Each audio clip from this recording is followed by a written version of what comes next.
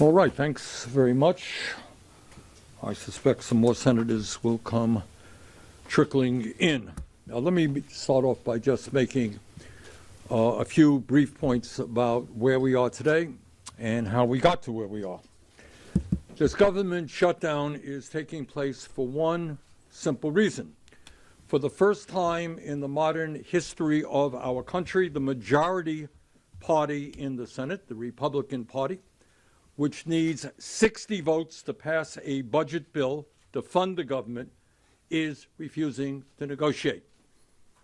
Republicans have 53 votes in the Senate. Democratic caucus has 47. You need 60 votes to pass a budget bill. You have to negotiate. But for the first time in modern history, the Republicans are not negotiating. What they are saying is their way or the highway. They refuse to sit down and talk. And further, in terms of their contempt for the negotiating process, Mike Johnson, the Republican leader in the House, has given his members a 6-week paid vacation. So here we are in the middle of a government shutdown. Workers are not getting paid. People are worried about escalating health care costs. People are being worried about being thrown off the health care they have. And the Republicans in the House are saying, hey, guys, take a 6-week paid vacation. You don't have to be here in Washington, D.C. To me, that is pretty insane. And let me be clear what it would mean if Republicans got their way and this so-called CR, continuing resolution, were to pass. First, it would throw 15 million Americans off the health care they have because of massive cuts to Medicaid and the ACA.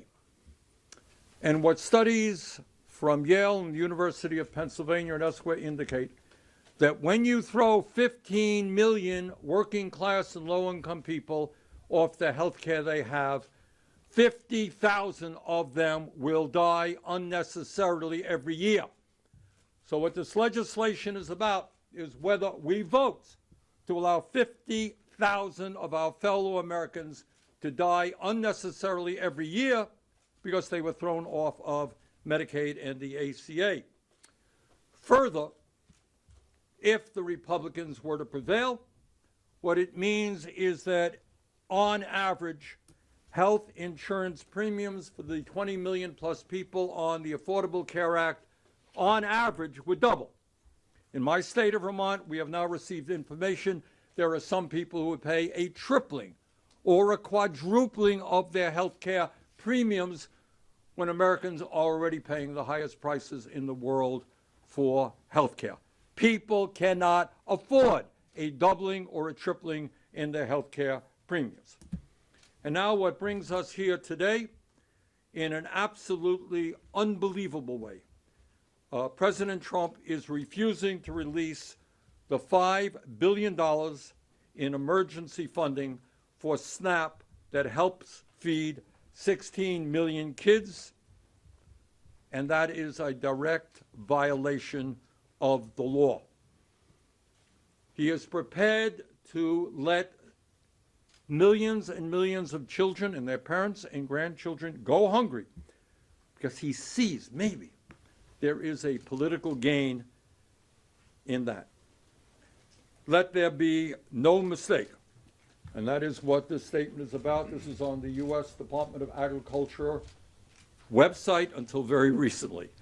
The president is legally obligated to use this emergency fund, and up until last week, his administration was preparing to do that. We are here today to send a very loud and a very clear message to President Trump. Obey the law. I know that's a hard concept for the president, but obey the law. Do what Congress mandated you do. Do not let children in America and their parents and grandchildren go hungry.